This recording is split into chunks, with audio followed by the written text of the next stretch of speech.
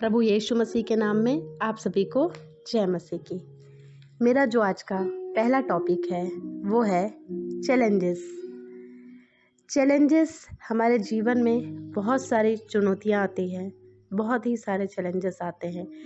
हमारा हर एक दिन चैलेंजेस में ही बीतता है। आज हम ये देखेंगे कि प्रभु यीशु मसीह ने चैलेंजेस के बारे में, चुनौतियों के बारे में हमें क्या बताया है और हमें क्या करने को कहा है। इसके लिए हम देख लेंगे लाइफ के बहुत सारे चैलेंजेस होते हैं कि जैसे कि यदि मैं नए नियम से पढ़ लूँगी फिलिपियों 1:6, मुझे इस बात का भरोसा है कि जिसने तुम में अच्छा काम करने का आरंभ किया है। पहली बात, एक अच्छे काम का आरंभ करना, ये भी एक बहुत बड़ी चुनौती है, क्योंकि हम कभी कभी डेली की समस्याओं में, जीवन की जो दैनिक हमारी जो समस्याएं होती हैं, हम कभी कभी एक अच्छे कार्य का प्रारंभ हम अपने अकॉर्डिंग करना चाहते हैं। हम मान लीजिए हम कोई भी डेट डिसाइड करते हैं, हम किसी भी अच्छे काम के लिए हम बोलते हैं हम ये काम इस दिन करेंगे, हम खुद ही उस चीज़ के लिए डिसाइड करने लग जाते हैं। हम प्रभु की इच्छा नहीं पूछते कि उस अच्छे काम का आरंभ करने का कौन सा दिन अच्छा होगा। तो पहला ये चैलेंजेस कि हम अच्छे काम का आरंभ यीशु मसीह के उस ठहराए हुए दिन के अनुसार हम कर सकते हैं। और इसके बाद दूसरा हम देखेंगे कि पीछे की बातों को भूलकर हमें आगे बढ़ना। ये हमारा दूसरा चैलेंज है कि जैसे कि फिलिपियों 3 अध्याय उसके 13 पद में पाया जाता है, 3 में पाया जाता है कि हम क्या करते हैं, हम आगे की ओर, है ना, जैसे निशाने की ओर दौड़ना है। तो हे भाइयों, मेरी भावना यह नहीं कि मैं पकड़ चुका हूँ, परंतु केवल यह काम करता हूँ कि जो बातें पीछे रह गई हैं उनको भूलकर हम आगे की बातों की ओर बढ़ना है। कि मतलब हमें आगे की बातों की ओर बढ़ना है। ये भी एक चैलेंज है कि हम लाइफ में यदि हमें आगे बढ़ना है तो हमें पीछे की बातों को भूलना पड़ेगा, तभी हम आगे की बातों पे बढ़ सकते हैं। फिर उसके बाद हमें अपने लक्ष्य को साधना पड़ेगा कि हमारा लक्ष्य क्या है। जब अगर यदि हमारा कोई लक्ष्य ही नहीं है तो हम किस चीज़ के लिए भाग रहे हैं। यदि हमारे जीवन का कोई एम नहीं है, कोई उद्देश्य नहीं है, तो हमें क्या करना है। बिना उद्देश्य के लिए, बिना उद्देश्यहीन जीवन हम कैसे जी सकते हैं। तो हमें अपने उद्देश्य को, अपने लक्ष्य को निर्धारित करना है। 3:14 में ही दिया है, निशाने की ओर दौड़ा चला जाता हूँ ताकि वह इनाम पाऊँ जिसके लिए परमेश्वर ने मुझे मसीह यीशु में ऊपर बुलाया है। कि जैसे कि साल भर बच्चे एग्ज़ाम्स के लिए तैयार करते हैं, साल भर की स्टडी होती है कि उनको ये पता है कि हमारा साल में एक बार एग्ज़ाम्स होना है और उसके बाद हमें एक अच्छा रिवॉर्ड मिलेगा, हमें एक अच्छा इनाम मिलेगा। तो कैसे, तो हम वो एक लक्ष्य को बना लेते हैं कि हाँ, हम अपनी सारी चीज़ों को इस तरीके से करेंगे तो हमारे एग्ज़ाम्स में नंबर अच्छे आएंगे। वो अपना एक स्केड्यूल बना लेते हैं। तो ऐसे ही हम भी हैं। यदि जब तक हम किसी भी चीज़ को के लिए यदि हमने स्केड्यूल नहीं बनाएंगे और उसका लक्ष्य नहीं निर्धारित करेंगे तो हम आगे नहीं बढ़ पाएंगे। और हम अपने चैलेंजेस जो हमारे अपने जीवन में हमने बहुत सारे रख छोड़े हैं कि कैसे हम आगे बढ़ेंगे, तो उसके लिए हमें चुनौतियों का भी सामना करना पड़ेगा। तो यही है कि हमें पहला तो ये कि हमें अच्छा काम करने का आरंभ करना होगा।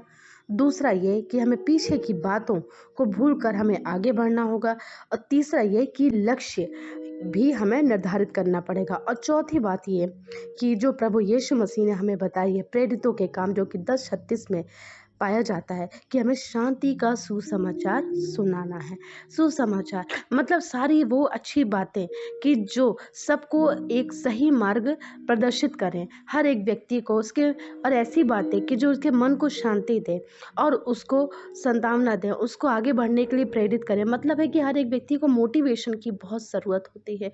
बिना मोटिवेशन के व्यक्ति आगे नहीं बढ़ पाता है। तो उसके लिए भी हमें यह चाहिए कि हम मोटिवेट करें लोगों को। यदि आप जो जानते हैं वो आप बताएं, और आपको भी ज़रूरत है कि आप और हम भी सीखें। हम इन्हीं बातों को हम सामने रख कर ये काम हम कर सकते हैं।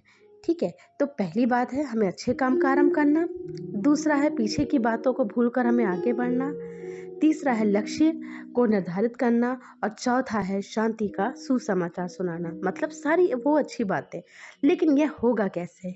हाँ प्रियो, कि हमारे मन में ये सवाल उठता है कि हम तो इतना जानते नहीं हैं, हम कैसे ये चीज़ों को निर्धारित कर सकते? तो उसके लिए भी हमारे पास उसका भी उत्तर हमारे पास हमारी बाइबल में ही पाया जाता है, जो कि पाया जाता है यहोशू की पुस्तक उसका 1:7 कि इतना हो कि तू हियाव बांध कर और बहुत दृढ़ होकर जो व्यवस्था मेरे दास मूसा ने तुझे दी है उन सब के अनुसार करने में चौकसी करना, और उस से ना तो दाहिने मुड़ना और ना ही बाएं मुड़ना, तब जहाँ जहाँ तू जाएगा वहाँ वहाँ तेरा काम सफल होगा।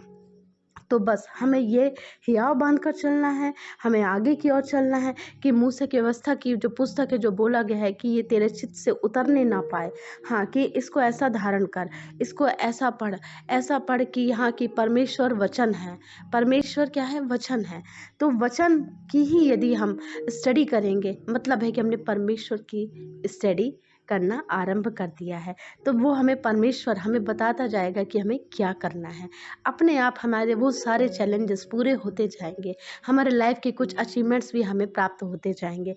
तो यही है प्रियो कि आज हमें क्या करना है, ना हमें दाएं मुड़ना है, ना हमें बाएं मुड़ना है, किसी की बातों को ध्यान नहीं देना है। कुछ ऐसी नेगेटिव बातें आती हैं हमारे जीवन में, कुछ ऐसे लोग भी आते हैं हमारे जीवन पे कि जो हमको भटकाने का प्रयास करते हैं।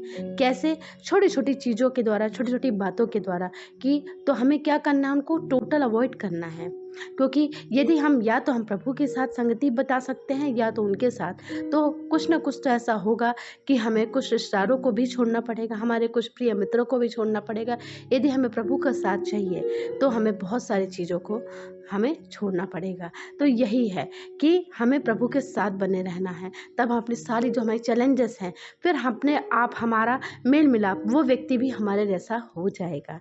तो यही है प्रियो कि हम क्या करें, हमेशा की तरह हमेशा हम अपने जैसे, अगर आप बाइबल स्टडी अभी भी कर रहे हैं तो और उसको करें, और जितनी है। जैसे कि मैं भी बाइबल स्टडी पहले इतना नहीं करती थी जितना, लेकिन मेरे को सीखने की उत्सुकता रही, उत्सुकता अपनी क्यूरियोसिटी अपने लेकर है, क्यूरियोसिटी रहेगी तो आप हर चीज़ को काम कर सकते हैं। मोटिवेट करें, अपने आप को भी सेल्फ मोटिवेट करें और दूसरों को भी मोटिवेट करें।